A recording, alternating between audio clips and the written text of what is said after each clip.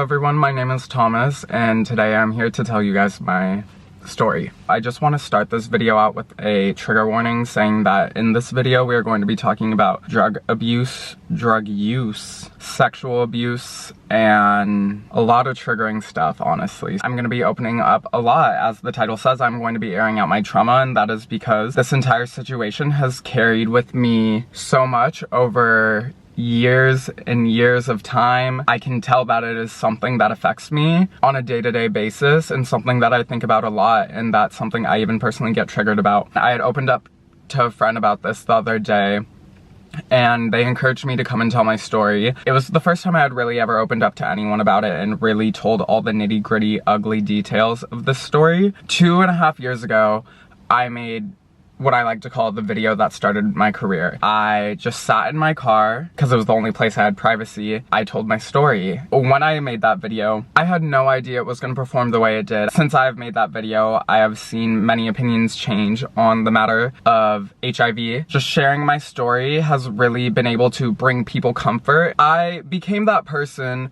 who I wish I had there for me, and you know, I literally am coming back and revisiting that moment. I am in the same spot I had filmed that video because this, I guess, brings me a sort of comfort. I'm ready to talk about this. If you guys had seen my first HIV video, I had mentioned that there was drug use, and the drug, of course, was meth. I never really got too much into detail about it. In today's video, that's what we're going to be getting into detail about. This year, I have lost 2 friends to drugs. I know that it's not just me who's losing friends. I know there's a lot of us out there who have had friends pass away during like such a rough time in life. Like, it's very confusing. I just feel like sharing my story right now is just the right time because this year has been so rough. Ending out the year with this is gonna set me up in 2021 to kind of leave this behind me, to get over this trauma, to air it out, and to just move on and learn from the mistakes I've made. I might be a little bit scatterbrained in this video, and if I am, I apologize a bit. This is a lot to just come on YouTube and kind of just open up about. I'm nervous. I'm a bit scared, but I'm ready to talk about it, and I'm ready to address all the issues, not only that I have gone through, but in our community, the LGBTQ+ community, and kind of just let you guys know, because if you're not a part of this community, you might not know. It's something that should be more talked about. If you're younger and you're listening to this, you're a part of the community, it's good for you to hear this. But yeah, I guess let's start.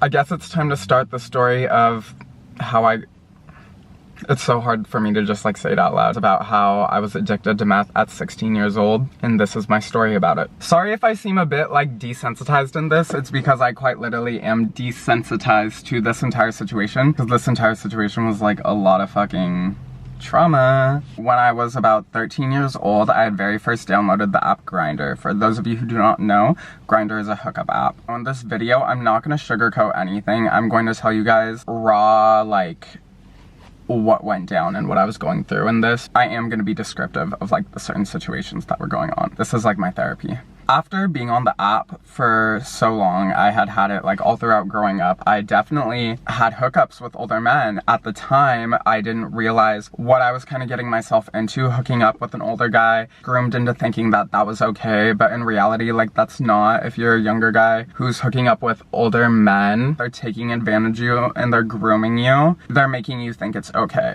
It's not okay. It's predatory. It's disgusting. It's gonna end up traumatizing you. I think about that a lot. That's kind of the basis. So as life was going on and I started with these Grindr hookups, when I was the age 16, I got invited to hook up with this guy. So I went. When I arrived to this place, there was more than one guy there. There was actually like 3 other guys, including the person. So there was about 5 of us in total. It looked like a normal house on the outside, but on the inside, the best way I could describe it was literally a gay trap house. Now, if you don't know what a trap house is kind of just, it's the trap. Everyone's doing drugs. Everyone's off the shits, per se. When you are in a house where everyone is kind of like doing that, a lot of things get let go. Things are just like hella fucking dirty. Well, this house was, at first when I walked in, I was just like, maybe he's just a hoarder, but like, there was a man knocked out on the couch, just shit everywhere, just like stacked stuff all over it was just a cluttered fucking mess. And this guy had like led me to his bedroom where like these other guys were, and they were all just kind of like chilling like in underwear. They were just kind of saying like, oh, get comfortable. I was like nervous, but I was also 16 at the time, so like I kind of just listened. And they were all smoking out of this bong. Now, if you guys don't know what people use to smoke meth out of, I'm not gonna put a picture up or anything, but like people call it a pookie. I would just search up oil burner if you need like a mental image of that. But it was a bong that had one of those attached to it, and these guys were like smoking from it. I had heard of meth, but I didn't know what it looked like. Some guy like took a hit from this bong and then he offered it to me. I had asked before like I was gonna hit it, like the bong was in my hand. I was like, oh, what is this? This guy just like turned to me and he said it's tea. I didn't know what the fuck tea was. I did not know that tea meant meth, methamphetamine. But in the gay community, they have a nickname for it called Tina, which is like fucking weird. I don't know why they call it Tina. They shouldn't. They should just call it meth. I took a hit from this bong. It was in that moment that I got addicted to meth. And it wasn't like I took one hit and then I just like never stopped. It was a very euphoric feeling inside of me. It was the best, honestly, I had probably felt after such a, I guess, like rough childhood.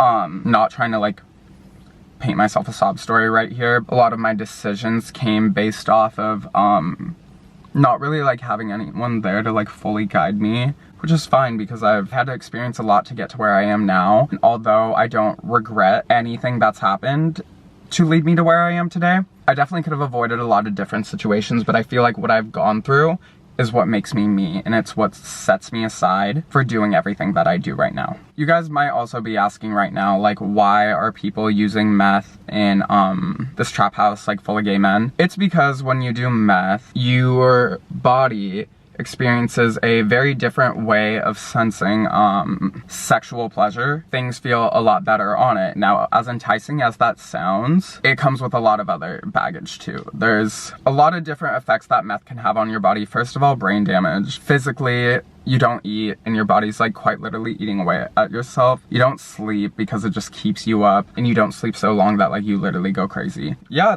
that happened. I was up all night, and then the next day I just kind of like left. That was that. I didn't really think much of it. Didn't really come down that hard either, so I was like, oh, this is okay. But like the thing is, like the more you do it, the harder the come downs get. That was pretty much the beginning of how I even like got into this whole time period of like my meth addiction. I was gonna put quote unquote, but like it's not even like that. That whole time I was using it probably lasted about 7 months. I went about my life normally and I didn't have any regrets. I thought it was like fun. Since I didn't have a bad experience, from an outside perspective, you might look at that and you might be like, okay, that's like weird. I completely thought it was weird until I took a hit, and then I thought that like everything I was doing was okay. So that's why I never really thought bad of this situation, when in reality that situation was gonna lead me down a really big, deep, dark pit. Another thing in our community that is really popular that you might not think is this drug called G. It's short for GHB. You can look into it more, but it basically is like roofies. Another thing that I had done, it pretty much just makes your body like feel like euphoric and relaxed. If you don't mix it with alcohol, you don't really get the whole like knocking out and like not remembering anything. I mean, you kind of don't remember anything on it. It doesn't have the same effect as like if someone was using it to essentially date rape someone. If you don't mix alcohol with it, it like relaxes your body and stuff. That was also something else that I had done like while I was there. I completely like remember at some point these other people had left, and like I didn't even have sex with like the other people. The guy who I was trying it with for the first time, we had both taken it, and this dude was just like knocked out next to me, and I like was trying to talk to him, but like he was literally just like knocked out. For a second I thought he died, but then like after like 10 minutes of like poking at him like, hey, like, are you like alive? He woke up and was like fine. I also had that moment where I like kind of like blacked out, and I woke up to him literally just having sex with me. I guess there was consent in the fact that like I went over there, but up to that moment I had not like had sex with this guy.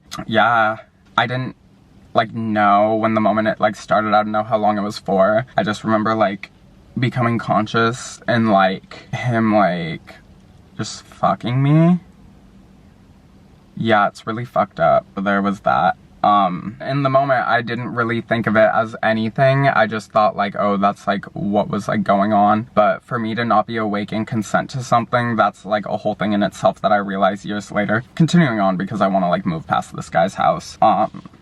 As time went on, it had been about a month since I first used. Month number 2 is when I started thinking about it again. I guess I liked using because it kind of desensitized me from everything else. I was still living at home at this point. I was pretty much like not the most supervised as a kid, like wouldn't really try and regulate me all that much on what I was really doing. When I was younger, it was like, it's my way or it's the highway. I'm gonna do what I want. That next month, I had started like craving it again, and I definitely saw other guys on Grindr who were like offering it. How I said they called it Tina, they like to hide that in their Grindr profiles with a capital T. Not saying people can't use capital T's, but on Grindr, that's like usually a sign that partying, which is something else that they call it. I started seeking it out again. The thing is, I was a young gay boy. I could get it whenever I wanted to. I never had to pay for it. I just had to like say that I wanted it and it would happen. 1 month ended up turning into seeking it out every 2 weeks, which ended up seeking it out every 1 week,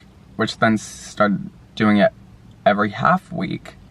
And then that turned into, at some point, like daily use. But we'll get to that later. During this time I was seeking it out, all I really had to offer to use it, besides just buying it myself, was sex. I literally was just hitting guys up, and I was having sex, a plethora of different men. When you are high on this drug, you kind of just throw all your inhibitions to the side. You don't think about long-term problems. You don't think about what you're doing could possibly hurt you, and especially being so young and being so unknowledgeable about everything, I thought I was doing nothing wrong. Remember that situation I kind of mentioned earlier in the video with doing GHB along with doing G, which is the nickname for GHB, along with meth, where I kind of would like knock out and then wake up to having sex with someone? That happened quite a bit of times. I couldn't tell you how many, but it did happen quite a bit. As this was all going on, none of my friends knew, and it wasn't until that every week use turned into that every half week use that it started affecting my normal life. As time went on and I kept doing pretty much whatever I was doing, I had my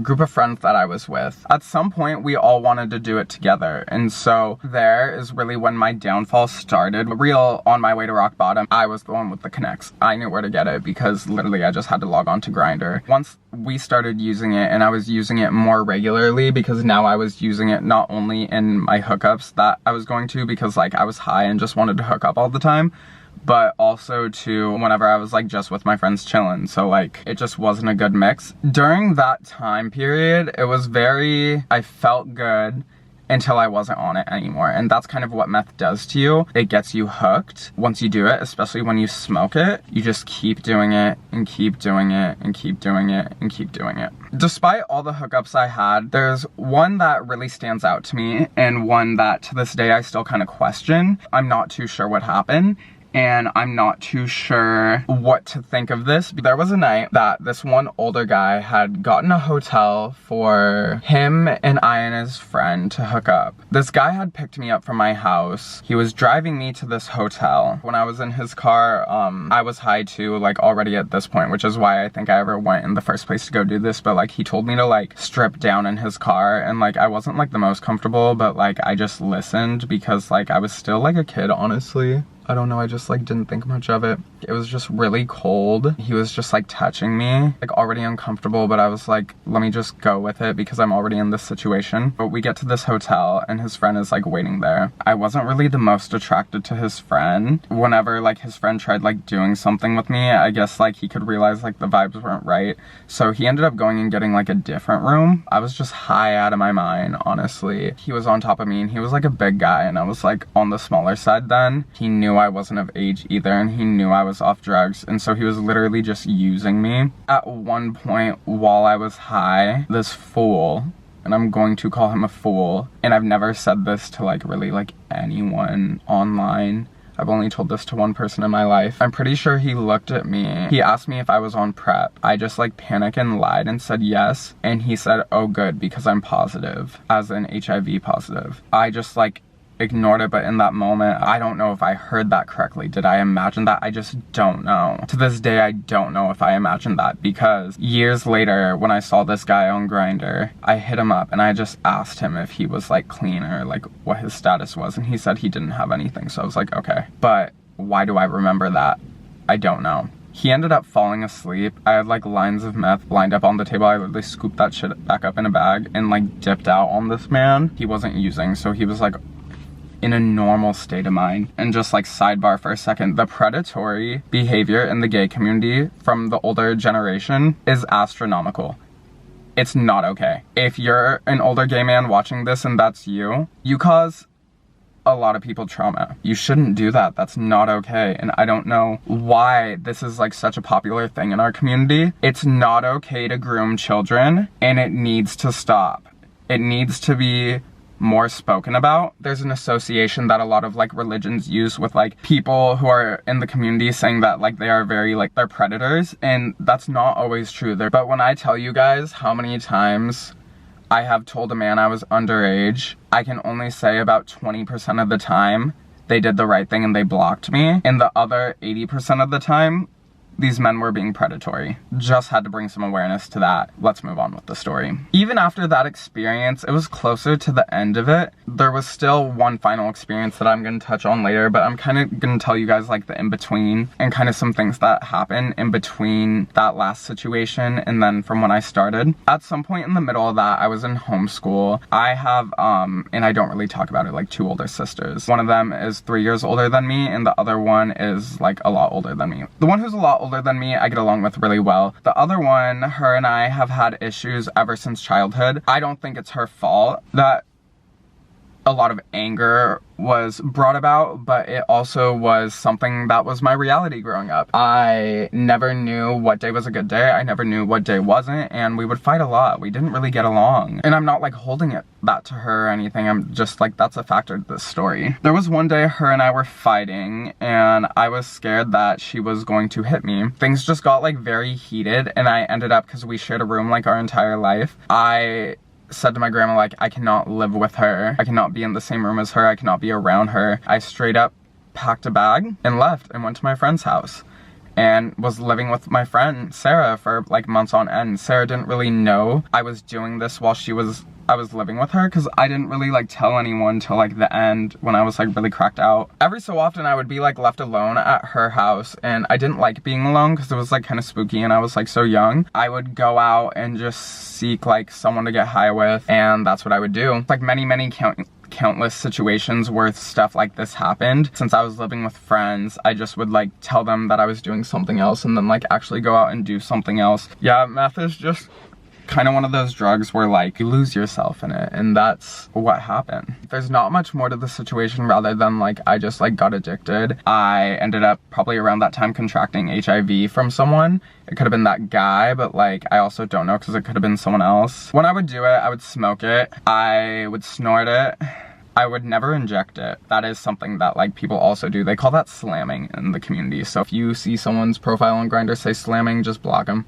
If you see anyone who's partying, just block them. Grindr literally caused me so much trauma. They don't do anything to stop these meth users on the platform. Part of my story, and where it like, I guess kind of ends per the most say, is what we'll get into now. A sugar daddy hit me up and he invited me over, and he had just given me like way too much in like a line, like way too much, and like I just did it because I was a fiend for it at this point. I don't even think I ended up hooking up with this guy. I kind of have to thank him in a way for this, because this was like a turning point for me. I was in some bumfuck ass city in Southern California. First of all, now that I think about it, like this mansion. Older men, the gay generation, I know not all of you guys are like this, but I kind of have a preconceived like beef with like any older guy I meet who's like the slightest bit predatory in a sense, because of kind of like everything I've gone through. I had just done a whole bunch, and then I ended up leaving and I went home. I was high for 3 days. How it usually went was I would just get like 1 night of sleep and then it would be over. But I guess the way your body metabolizes it after you snort it is a lot different than from when you smoke it. The smoking comes down a lot sooner, although it's still in your body, the euphoria from it. only really comes from when you're just like kind of like using it, and that's why people who smoke it will literally smoke it for like days on end. Because this is probably the most traumatizing part, because this is when I realized this was the end of it. Day one, I get back to the Long Beach, and then I go actually to where I am now. Everyone used to come to this park in high school, and we would all like hang out and smoke, and I was just high out of my mind, and I tried to hide it as well as I could, but one thing I couldn't hide were how dilated my pupils were when I was on it. I have colored eyes, like, come on. It was dark outside, so not everyone could see my pupils. I had gotten in my friend's car who kind of had the lights on how we were in here. She looked at me, was like, what the fuck are you on? I looked at her, I told her, and it was my first time ever like telling someone, and I thought it was okay. That's the thing. I thought what I was doing was okay. And this girl looked at me, and it literally looked like her heart broke, and she got so angry and upset with me. That was like the first time I had really like had that happen and really realized like, oh shit, what I'm doing is bad. And she literally just like skirt out of the park. It was like a whole thing. I was standing outside the car, and I was just like, and everyone's staring at me, and I was like, fuck. I don't know if everyone knew, but I'm sure they did, because like that happened. It made me feel really shitty, but like, I'm not saying she did anything wrong in that situation. I think she did exactly what anyone would have done. I went home and I tried to sleep, but I couldn't sleep. I told myself like, I'm just gonna stay in my bed until I sleep. One night, then went on to the next night, day 2. I stayed in bed my entire day because I was also, I don't know why I was high for so long, but I was high for like such a long time. And then day 3 came, and day 3 was really my turning point. From night 2 into the morning of day 3, I was starting to become a nervous mess. Mind you, I haven't slept, I haven't eaten, I don't even know what I'm doing. So at this point, I'm losing it. I'm seeing things, I'm hallucinating, I'm hearing things, I'm a paranoid mess. I reach out to one of my friends who also used, but she didn't use like that. She wanted to stop, and she did stop. Because I was so out of it, I started telling my friends and like kind of asking for like help, what do I do? One of my friends picked me up. She took me through to like a El Pollo Loco drive-through, because we also wanted to like pick up weed, so we got weed. She bought me food. It was on our way back home that like my hallucinatingness really started kicking in. Not to generalize like this behavior, but if you see someone on the streets who's doing meth, going crazy and talking to themselves, like yelling at something, like literally throwing a whole ass fit, that was the point I got to. This very specific moment, we had come home and we went and sat in my room, and she was like, Thomas, right now I'm going to go use the restroom. I will be right back. And like, she was just telling me that. She literally walks out of the room, she walks back in the room, and like, I see her, and then I turn around and I start like just talking, and then I turn back around and she's gone. And then that's when things clicked in my head. Oh, she was never there. She left to the bathroom, and she went to the bathroom. She didn't leave the bathroom and walk right back in the room.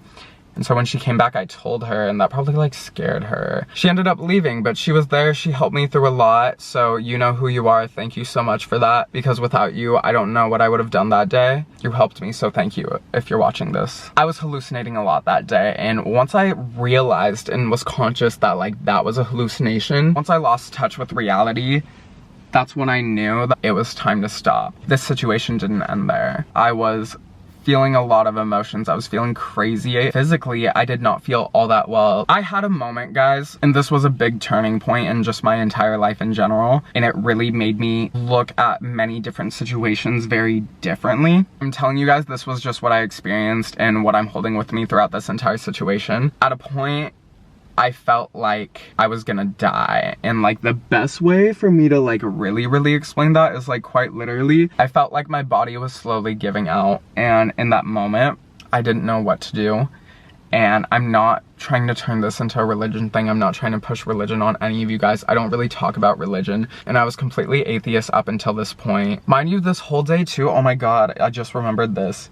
It was my dad's birthday, and my dad had passed away when I was younger, so like that made me feel even more shitty about the entire thing. I just really thought I was gonna die, and I was like, literally, I did not want to die yet. Prayed. The best way for me to kind of describe this moment was it literally felt like a pair of like little angel hands like right over my bandana. I just like started bawling, like my eyes out, like not like I was like sobbing out loud. I could just feel tears coming out of my eyes, and I thought it lasted 5 minutes, and when I lifted up my bandana, it had been like 3 to 4 hours. Whatever happened to me, whatever that moment was, I literally did not feel like I had any drugs in my body. Whether you do believe in religion or you do not, I don't feel the need to express them or push them upon anyone. Really, like, I mean, that was like a whole miracle, and like to literally sit there and think I was gonna die over this and to have nothing work, that moment really defined a lot for me in my entire life. And this was all before I even knew I had HIV. After that happened, I just felt like there was no way I could put myself back in that situation. I realized how much more I could amount to in life. Then I stopped using. I really have to pee, so wait, actually I need to go pee and then I'll wrap this up. So look where we are now. It has now been 17, 18, 19, 20, 21. I have now been clean from using meth for 4 years now. I have been able to completely 180. One of the biggest things that had really happened, I learned at 17 and a half that I had HIV. I'm not here to make this isn't a sob story. I'm here to show you guys that even if you're going through addiction, and even if you have trauma, and even if you could do anything, look at me now. I am fully a self-employed ass bitch at the moment. I started my YouTube channel. I started doing nails. I am now starting my own clothing brand with pieces that are handmade by me, designing my own stuff. Things in life happen to us, and I'm a firm believer in everything happens for a reason, so I can't look at my past and fully regret everything that has gone on in it because I am where I am today. I have been able to turn a situation that brought me so much trauma, after effects of it even brought me trauma and played a big role on what's going on in my life.